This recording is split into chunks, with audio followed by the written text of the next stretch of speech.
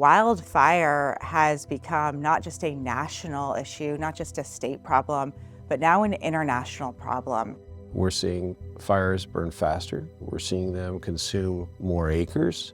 The problem that we have today is that we have poorly managed natural systems that are causing unacceptable societal impacts. The wildfire threat, once a fact of life only for people living in certain states in the American West, is now a problem coast to coast.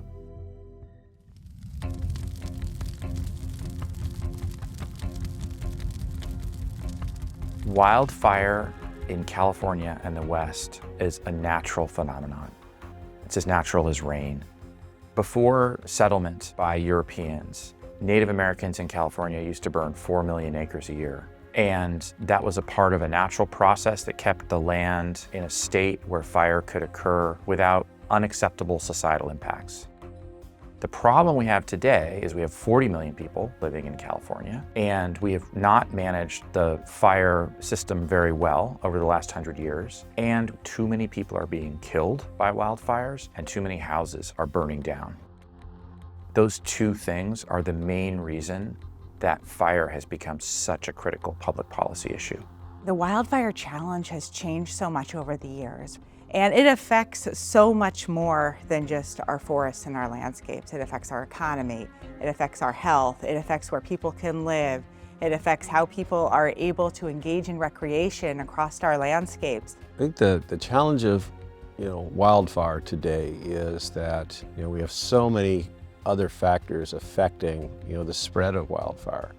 We've built communities now into areas that perhaps 20, 30, certainly 50 years ago, we didn't have homes or businesses. And nature has burned these areas for years on their own, long before people were here. So we've gone and we've built in these areas, geographic areas that are conducive to fire spread. The wildfire threat is growing exponentially here in the US and around the world. There's no more wildfire season anymore. We can't depend that when it starts raining, when we get into the winter months, that we're not going to see smoke in the air, that we're not going to have the threat of wildfire present.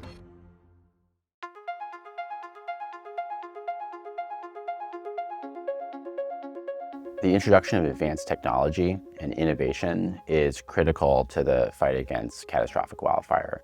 As we see advanced technology, artificial intelligence, computer vision, and other tools employed across other sectors, it's critical, given the severity of the threat, that we meet the need with the most advanced tools possible. We have a rapid detection and situational awareness tool, Pano 360, where we deploy ultra-high resolution cameras on mountaintops, on cell towers, anything with a high vantage point. These cameras look miles into the distance to visually or with heat signature detect the very first signs of wildfire. These cameras stitch together a 360-degree panoramic feed that is responding to the threat of wildfire in minutes. Innovation and technology has been a game changer for us at CAL FIRE in our ability to not only suppress fires, but also in fire intelligence, as well as our ability to do early detection, to actually watch fire progress over the landscape like we've never been able to before. Our ability to do fire modeling so that we can better predict where that fire is going to move across the landscape, where evacuation areas may need to be, where we might need to move resources in more quickly, put containment lines, has changed. Our ability to see real time resources working on the landscape and the coordination of those resources on a fire incident has been a drastic change. We're finding that the industry is coming to us first and asking about our needs before developing something, and then coming to us and say, hey, I developed this thing, can you use it? I believe that technology, has outpaced the fire service. There's technology out there now that we talked about 20, 30 years ago. Wouldn't it be cool if? And it's here. But now that it's here, everybody's like, whoa, wait a minute. This is happening a little bit too fast for us. We really need to consider this. And so in many ways, I think we're slowing tech down. It's gotten better. My biggest concern was at some point, technology, these innovators, these companies are going to go away. They're going to look, the fire service keeps talking about their needs and all these things, and we're providing, different technologies, and they're not adopting. That's probably one of my biggest concerns. And so we, the fire service in this country, need to be more nimble, and we need to be more open. But I do believe it's a responsibility, of the fire chiefs and the fire departments of metro organizations and certainly local government to look at what is going on within the industry.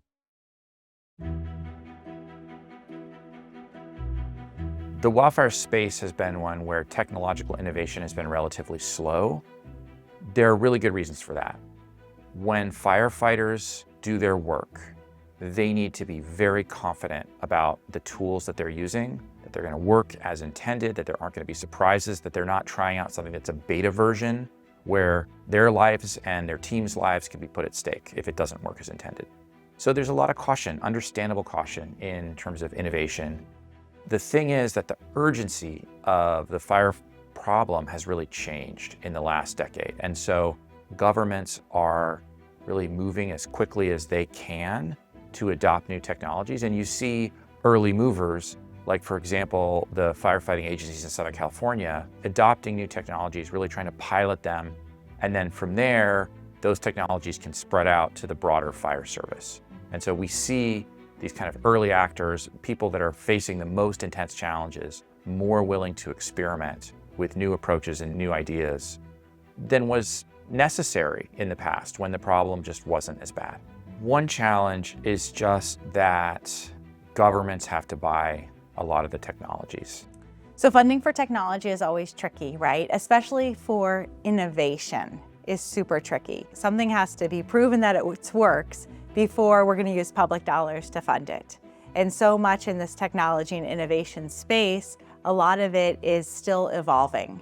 And so that is a challenge. Government procurement is very hard for startups to navigate because they don't have the runway to survive a new government contracting process. And so a lot of the innovation, at least occurs initially, that's trying to find ways to avoid that. And then of course, some of the firefighters are cautious about purchasing or adopting new technologies. There's also a lot of standardization in firefighting where interoperability of firefighters is very important because of mutual aid systems. And so everybody needs to have the same kind of hose. Everybody needs to know that if they order a truck of a certain kind, it's going to show up and be able to do a certain kind of job. And that can slow down innovation because it means that you can't just try out new things. Both funding and policy can, inhibit the growth or the, evolution or the engagement with the fire service. Some of these technologies are very expensive, and absent grant funds or being very well resourced, many times those get pushed to the state. Financially, it makes it very challenging. I think it's really important to recognize that this is a young industry. 5 years ago, you had only a handful of fledgling companies and emerging technologies. Today, we have dozens of mature technologies. We have hundreds more companies that are innovating and trying to do even more to respond to the wildfire threat. The private sector was oftentimes the first to fund, the first to adopt. And the shift that we're seeing right now is that the public sector is starting to adopt. And that's a trend that needs to accelerate, and I think is.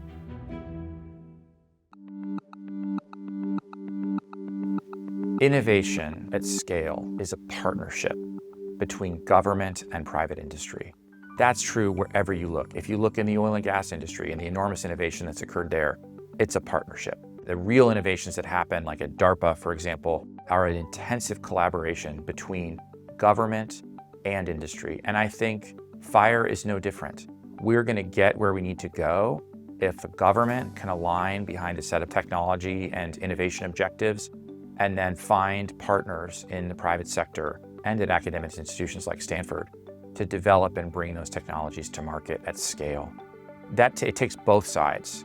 I think the technology roadmap that the administration is currently putting together that will ostensibly inform adoption and application decisions by federal wildland firefighting agencies going forward is vital. It needs to include voices from industry, voices from academia, and of course voices from those in the wildland firefighting space that have been on the front lines of technology adoption and partnership.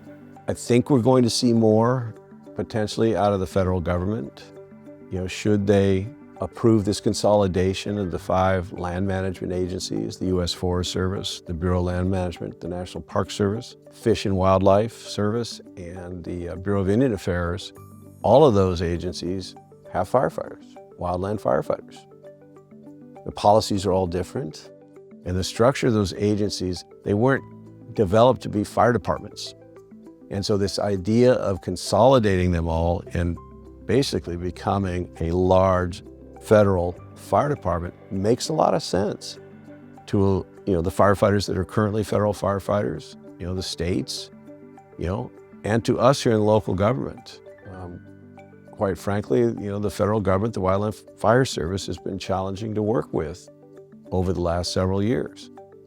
They're certainly hit with attrition and recruitment issues. We're seeing here in California around 200 fire engines from all over the United States here to fill vacant U.S. Forest Service fire stations. So it's an issue.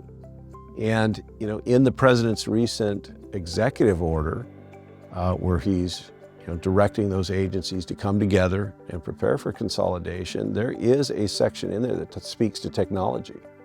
The federal wildland agencies are just not a big player in the tech industry, and they should be.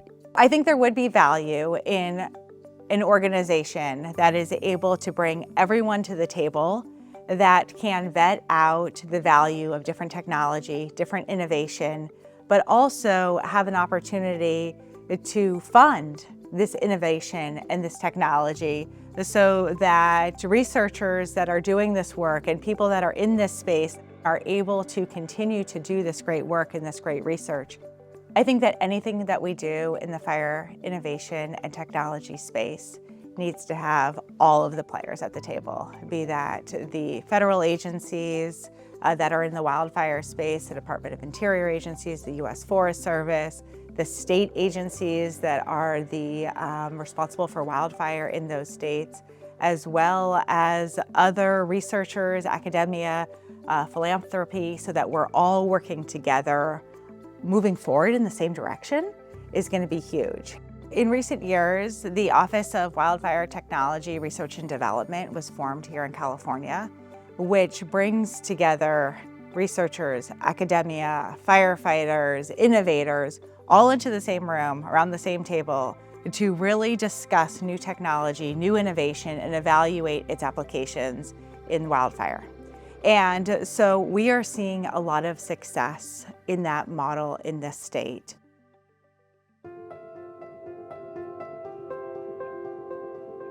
I want to look back in 2035, when I'm getting close to retirement, and see a fire service that's really modernized, where they're using the latest technology to effectively control and contain wildfire when they occur, and also a new kind of community and a renovation, really, of communities that already exist, so that when things do escape our control, catastrophe doesn't occur.